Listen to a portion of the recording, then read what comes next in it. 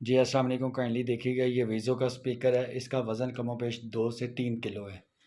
3 से sound bar है ये वीज़ो इसका नेम है। और इसका आपको मैं अब रिज़ल्ट दिखाता हूँ। Double HDMI, USB, Bluetooth, internet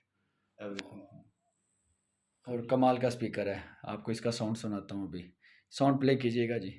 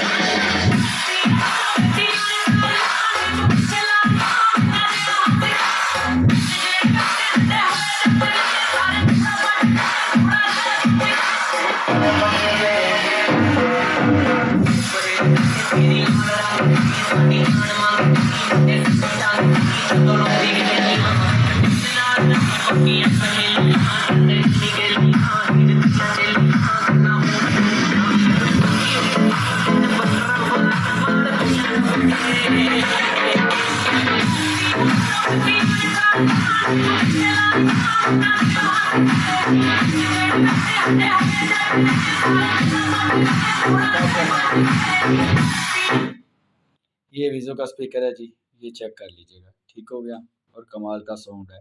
ये साउंड बार है। Thank you.